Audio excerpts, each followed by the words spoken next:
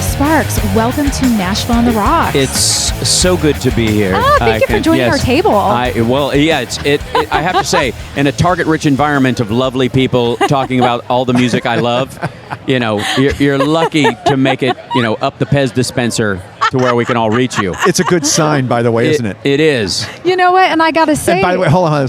Sorry, Hal. You're leaning into Lisa's shot.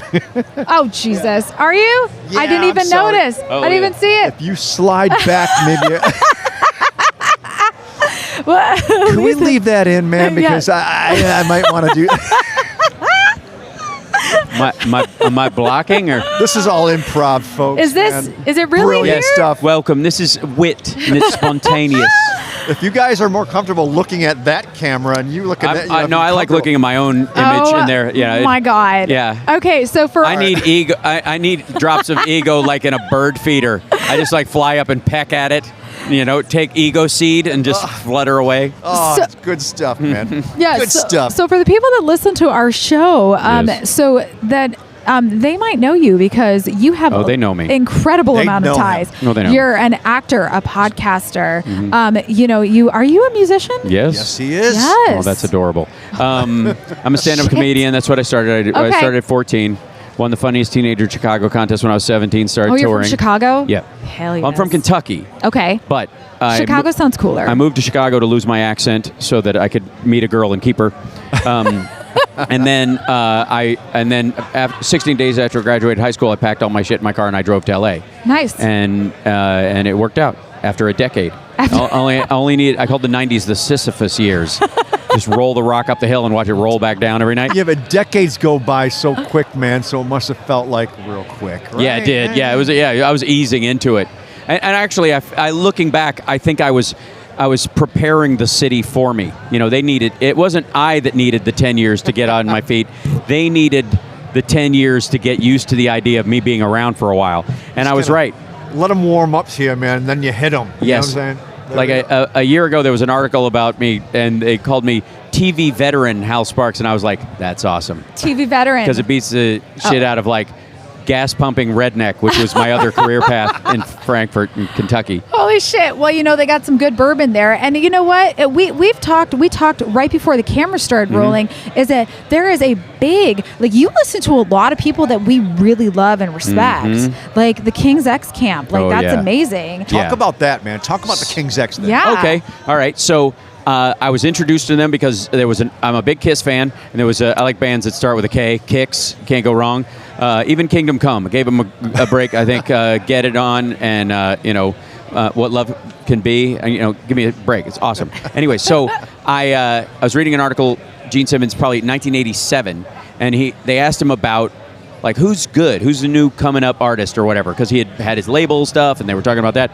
And he said, there's a band called King's X that's doing something that's pretty damn neat. That was the exact quote. I still remember it to this day, because I immediately went out and bought both records that were out at the time, Gretchen and Out of the Silent Planet. Yep. And I devoured them.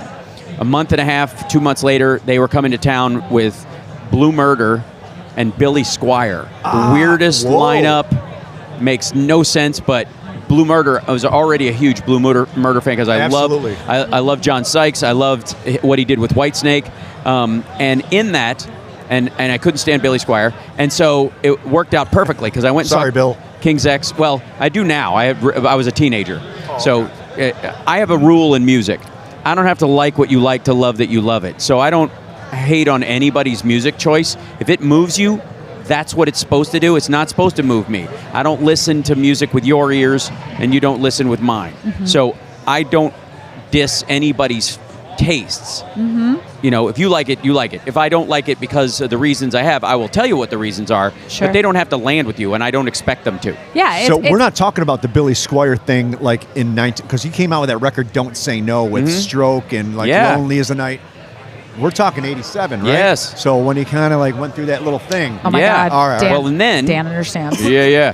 And so, which was lucky, though, for me on a couple of fronts. One is I really wanted to see King's X live. I was super excited. My buddy Tom and I went down, and we went and saw the show, and it was just mind-blowing. They sounded so good. And then Blue Murder played, and it was just killer. And then we were like, I'm done. And I, instead of watching Billy Squier, I went down and I hit on the Kochek girl at the Vic, and I ended up dating her for 10 months. So that was great. Wow, Worked out. man. Actually, Billy Squier was better for my social life than the other two bands. That said, there was a song on Gretchen Goes to Nebraska, I'll Never Be the Same, that taught me how to approach girls, let myself feel free to approach a girl that I was attracted to. Interesting. She stands in the waiting, she looks down to speak, her eyes seek invitation to follow with the beat. Like, that was like being at a dance, and like the play happened in my head when I heard that song. And That's she said, a deep connection right there, man. She Yeah. said, I'll never be the same.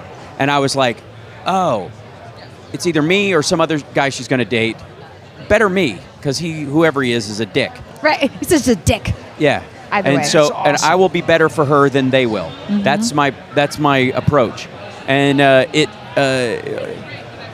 set a Roman candle in my sex life and my and my relationships. And years later, after Doug would come out and stuff, and I would be on Queer as Folk, and he was a Talk Soup fan, watched me on there. Him watching Oh, that's so Queer as cool. Folk Yeah. sort of gave him the same confidence at that time because of what he'd been through that Hell he'd yeah. given me. So there's something extraordinary in this tumultuous life that we all live in, that it's almost like Doug and I kind of gave each other the same gift. Yes.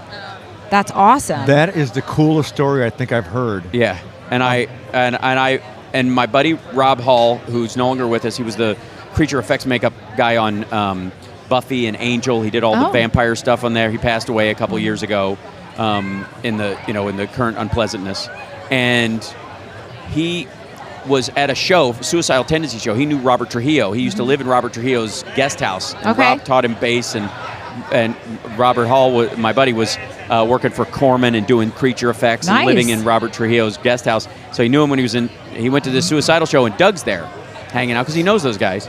And Rob went over to him and said, "You have to understand something. Hal Sparks loves you guys." Yeah, and he goes, "I don't know if you." He goes, and Doug went, "Hal Sparks, the Talk Soup guy?" And he go, "Yeah." And he goes, "Ty and our manager, they record Talk Soup every day so we can watch it on the tour bus." Oh, that's so cool. Yeah, and so That's crazy. just beautiful. And so I've always loved those guys. I would have loved them if they turned out to be dicks when I met them, because the music did what it was supposed to do, and nothing else matters. Well, and it's funny because But they aren't. They're lovely. So They No kidding, no, they that's are, killer. and I love that story because it's incredible because The symmetry going the on symmetry, and anybody that I've ever met that like maybe doesn't know who King's X is at first, because they're like a best kept secret, they fucking love them, and it's a Yes. small camp of people that really enjoy that, and we're obviously making T-shirts that say "Buy a King's X record," and it's I have a bunch of different musician friends who are making their own version of that shirt. That's and so we're going to cool. sell it on our own merch things just to have out there in the world. my Dude, if God. you had some of the record that you would recommend to somebody, hey man, if you want to get a taste of this band, Yes. which record would you pick? The starter for everybody would be Gretchen Goes to Nebraska, and then Yeah. Dogman. That's what most people will land with. And then you'll immediately go back to the first album, Out of the Silent Planet, and you'll go, oh, God damn, the artistry was there from the start. Yeah. And then you'll just buy everything. Don't screw around.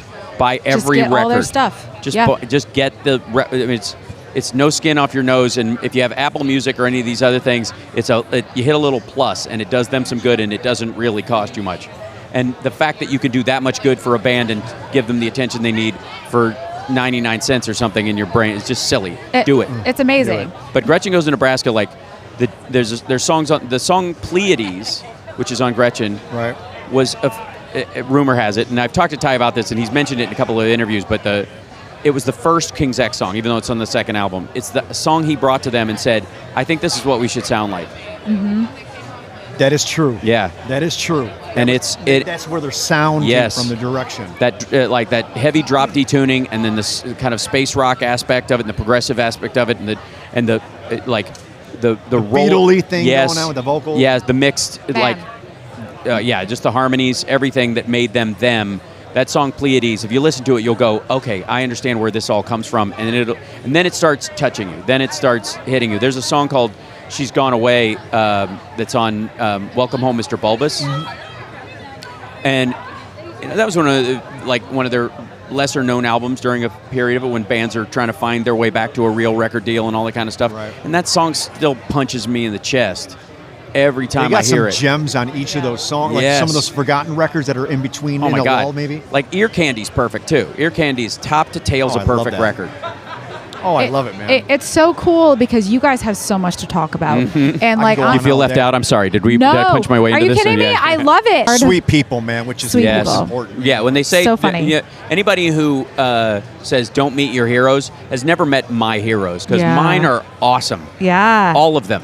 Oh, that's so cool. And like Jerry's, Jerry is my favorite drummer to watch in the whole world. And I'm a big fan of drummers that have giant kits and show off. I love Scott Rockenfeld, and when he was in Queensryche, I love Neil Peart, and I'm a huge I miss Eric Carr desperately. It was like his death was as a Kiss fan was brutal because he was really the thing that brought them back to the kind of depth of heaviness that God of Thunder and Detroit Rock City had given them, and he comes in and just thundered his way through it. He's just a beautiful guy.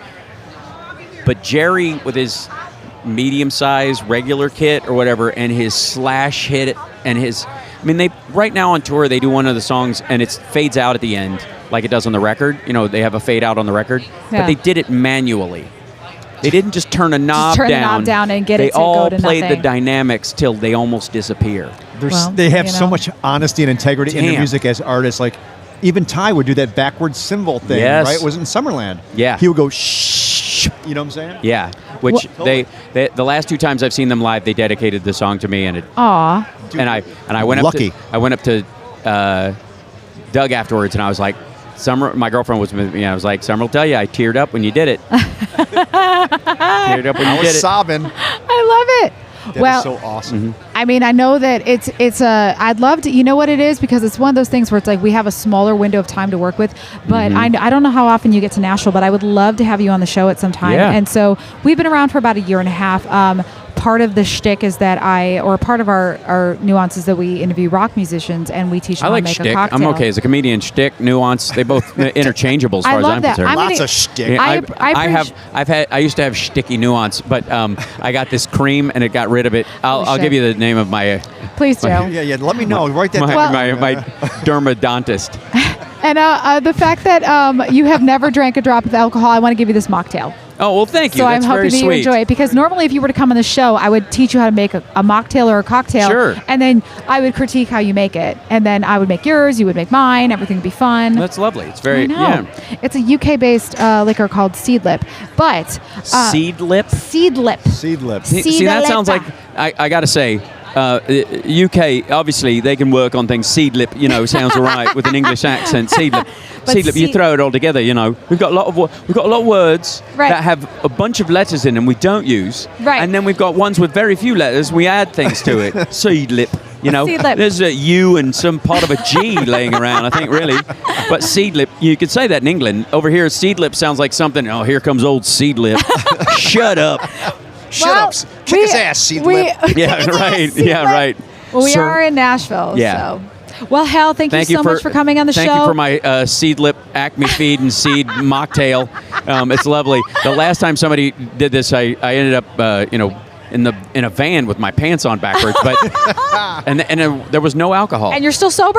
I mean, you were sober the whole time? I don't know. I was out. I think it was okay. just busy. Oh, okay. All right. I was too busy to notice the attack. He just said it. He said no alcohol, so I love that. Hal, thank you so much for being My pleasure. on the show. Thanks for having me. And I have family down in Nashville, so I will be down here a bunch, and we'll make it happen. Yeah, I would love come down that. for holidays and.